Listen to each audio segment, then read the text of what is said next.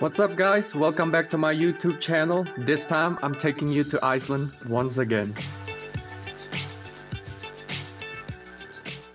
These videos will be divided into 4 parts that are covering the whole country of Iceland, and these are the list of things that you should know before you head there. In part 1 we are going to start off with a bank, and this is for the hike that is one of the most famous hikes in the world that will get you from Landmannalaugar to Fossmark or the other way around, and it takes about 3 to 4 days. Due to the logistics, we ended up starting the hike from Fossmark to Landmannalaugar, and I do have to say this direction is actually incredible because it was actually less crowded, and at the end of the hike you will be rewarded with an amazing natural hot spring in Landmannalaugar. And also, instead of 4 days, we only did it in 3 days, and it was doable, to be honest. And also, I just want to share with you guys, this was one of the most amazing hikes that I've done in my lifetime.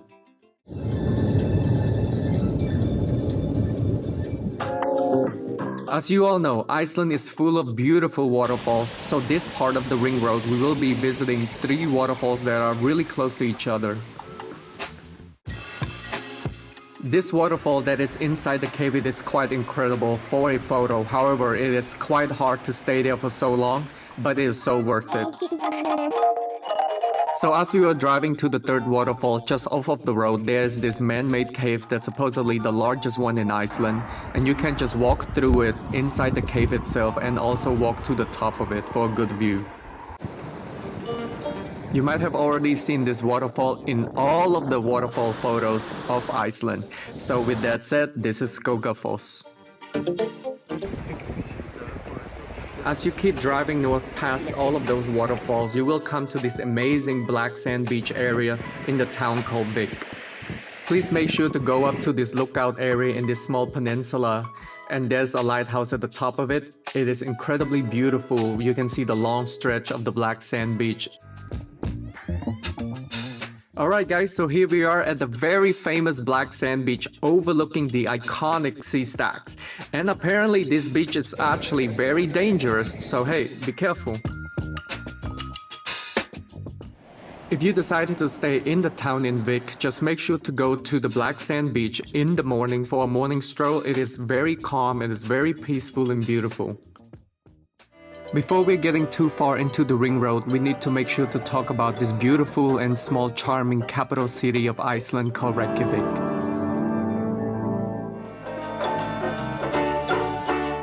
And if you want a unique and interesting experience in Reykjavík, just make sure to go check out Phallological Museum. If you want to have a nice memorable dinner, go to the Fish Company. If you don't know yet, Iceland is consuming almost 100% renewable energy, so this particular museum is such an eye-opening experience. If you happen to have a dry suit scuba diving certification, just make sure to go do this dive between the 2 tectonic plates. In part 2, we are going to go explore the biggest glacier in Iceland. As the glacier flowing down to the ocean, it creates this gorge that is about 2 kilometers long, and you can walk along the gorge looking at the beautiful water stream in the middle. Just right off of the ring road, you will come to this iconic mountain peak that a lot of photographers enjoy staging for their photos. In Skaftafell Nature Reserve, you will do this about 3 hours hike that will get you to one of the most beautiful waterfalls in Iceland, based on my opinion, and also it will get you to the glacier lookout that is incredibly beautiful. So this is the waterfall that I mentioned to be the most beautiful in my opinion. It's called Svartifoss.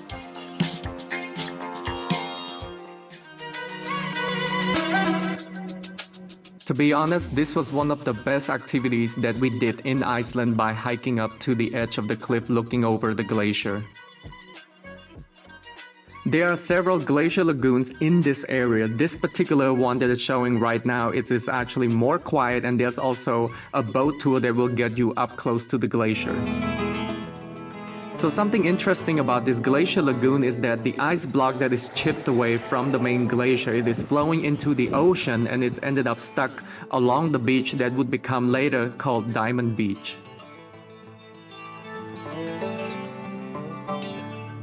As you're driving north on the ring road, I suggest that you stop by this stunning peninsula with the lighthouse, and if you have a drone, this is the place to fly it, so that you can get to see the peninsula all the way from the sky. I want to share with you guys a very special place for me in Iceland. This place was built as a Viking village for a movie that was actually never get shot.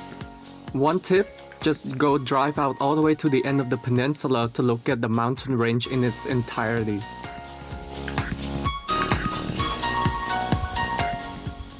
I hope you guys love this place as much as I do. I went to this place 3 times in all of the 3 trips that I went to Iceland.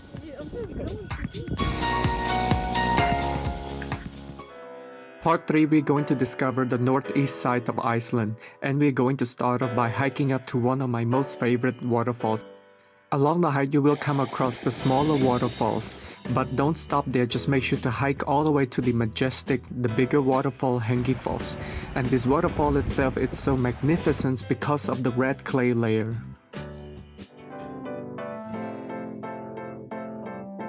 This next hike used to not be so well known at all. When I first went to Iceland, I literally had to follow word-of-mouth direction to the bottom of the canyon so I can really soak up the beauty of those basalt columns.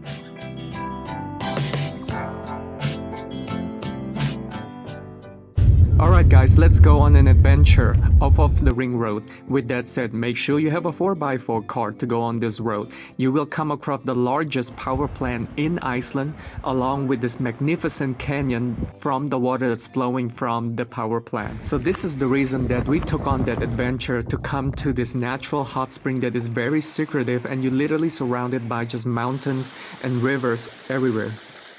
So a little lesson learned that I want to share with you guys is that we actually tried to get to Lake Askir that really require a really high clearance 4x4.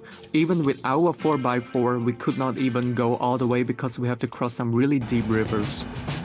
Alright guys, let's get back onto the ring road, safe and sound, and we're going to go explore the second most powerful waterfall in Europe called Dyrhólaey. So after getting splashed by the waterfall, we will continue down the ring road to this area that smells just like rotten eggs.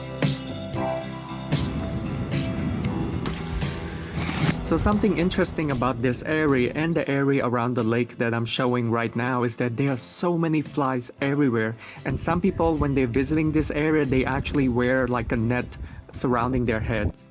So if you want to get from Lake Mývatn to the next big city, Akureyri, just make sure to be prepared to drive for about 3 hours. So along the road to get to this city, this is where you will cross the only toll road in Iceland, but there's actually a detour around the toll road. Alright guys, I'm really excited about part 4, and I'm really saving the best for last. Before we get to the area that I think it is the most beautiful area in Iceland, we're going to stop by this basalt island that is just off of the coast. Without further ado, I present to you the Vestfjords. The Vestfjords are one of Iceland's most spectacular and awe-inspiring region, and it's often overlooked by tourists because of the distance from Iceland's more popular destination. But guys, I'm telling you, please don't skip this region. So I want to take a moment to point out this particular campsite in the Vestfjord. It is probably the most amazing campsite in all over Iceland that we stayed in. It was so beautiful, and you can even rent out kayaks to explore the fjords during the sunset. Alright guys, I am so excited to finally talk about Hornstrandir. It is a nature reserve that is so remote in the Vestfjords that can only be reached by a ferry. So the famous hike to the iconic cliff is in the Hornvik area. In order to shorten our hiking path, we decided to take a ferry to Veiðileysuhfjörður, and then from there we take the ferry back from Hornvik. Okay, let's start this hike in this wilderness. The hike itself is about 6.5 miles that will take you all the way to Hornvik campsite. With that said, just keep in mind you cannot just camp anywhere in this natural reserve because it is protected. You can only camp in the designated campsites. So don't forget guys, once you're at Hornvik campsite, in the morning just make sure to take a stroll along the beach because you might spot some really cool animals. So after a good night rest, I think you guys are ready to hike to one of the famous hike in all of Hornstrandir, which is the hike that will get you to the Horn. So be on the lookout, you might be lucky enough to spot some beautiful Arctic fox, and they have two morphs, they have the white and then the blue. So the blue is the more common one in Hornstrandir, even though normally it's the white one that is the most common around the world. The weather in Hornstrandir can be very challenging because it can be rainy and cloudy, which makes the hiking really dangerous because of the low visibility. So a little fun fact that I want to share with you guys, I have been to Iceland for 3 times, right? But not until the 3rd time that I can successfully reach Hornstrandir. It is because of the limited schedule of the ferry, and on top of that because of the weather. It's really hard to get a good sunny day in Hornstrandir. On day 3, before we take the ferry back from Hornvik back to Ísafjörður, we decided to take a quick hike. It's about 4 hours out and back. With this particular hike, you get to see the Horn from the other side of the fjord. So be careful guys, this part of the hike that I'm showing right now, it can get really sketchy because of the cliff on the side. So in summary, I do have to say that my experience in Hornstrandir was just once in a lifetime experience. It was incredibly beautiful. You feel like you're really absorbed by the nature, and you're just out there with no one around, no infrastructure around. And also on the way back, we spotted tons of whales.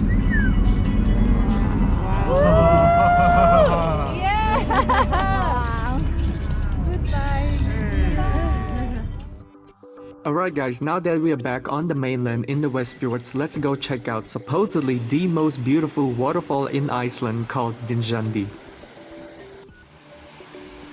Also, the waterfall often compared to a bridal veil because of the top part of the waterfall, its shape itself looks just like that. Before we get to one of the few red sand beaches in Iceland, we're going to stop by this particular shipwreck just right along the road on the beach itself. I suggest you climb inside to explore the shipwreck and just make sure to be careful.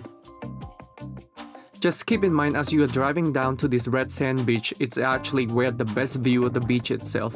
And on top of that, the road is actually quite bumpy and rough, so make sure you have a 4x4. Alright guys, I hope you guys enjoy our journey around the ring road so far. But before we are closing out our journey, we're going to stop by Snaefellsjökull National Park before we are returning back to Reykjavík. Alright guys, so something special about this national park is that this particular mountain, it is one of the most photographed mountain in Iceland. I also included some of these locations that I think is really worth it to stop by around the national park as you're doing your drive around it.